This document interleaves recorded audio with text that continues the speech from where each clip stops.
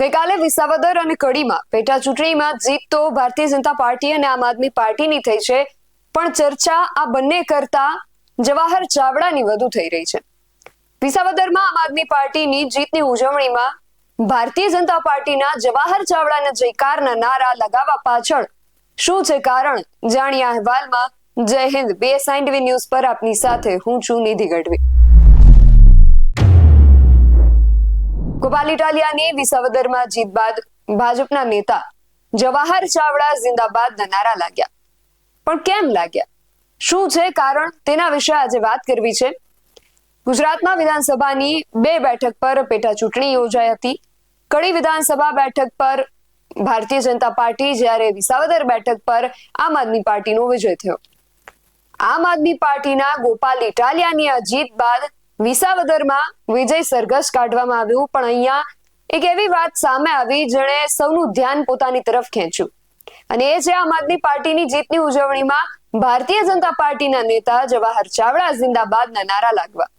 આ બાબતે દરેક રાજકીય વિશ્લેષકોનું ધ્યાન પોતાની તરફ ખેંચ્યું છે, અને ભાજપ વાળાને મિત્ર બનાવવા પડે એટલા પણ ખરાબ દિવસો નથી આવ્યા, આવું કહેનારા ગોપાલ ઇટાલિયા પણ સાથી કાર્યકરોની સાથે આ નારા લગાવતા જોવા મળ્યા હતા.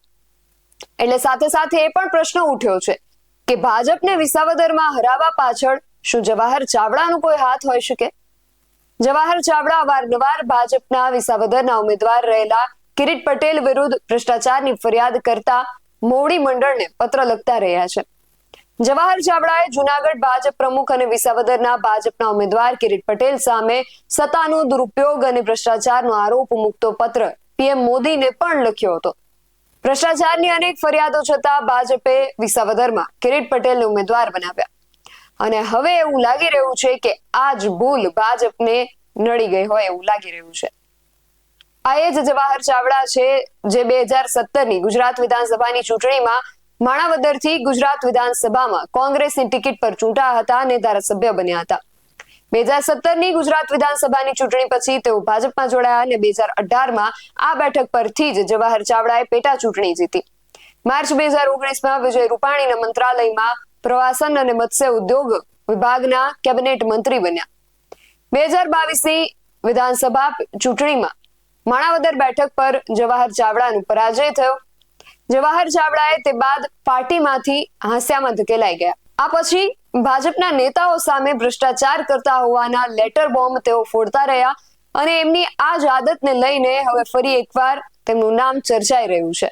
ભાજપને ખૂબ નફરત કરતા ગોપાલ ઇટાલિયાએ કેમ જવાહર ચાવડાની જયકારના નારામાં સાદ પુરાવ્યો હશે, તેને લઈને તમારું શું માનવું છે? અમને કમેન્ટ કરીને ચોક્કસથી જણાવજો. આવા જ વધુ અહેવાલો સાથે મળતા રહીશું. તમે મારી YouTube ચેનલને સબસ્ક્રાઇબ કરવાનું અને અમને Facebook અને Instagram પર ફોલો કરવાનું ભૂલશો નહીં. બાકી અવનવી અપડેટ્સ માટે આપ જોતા રહો BSI ન્યૂઝ. નમસ્કાર.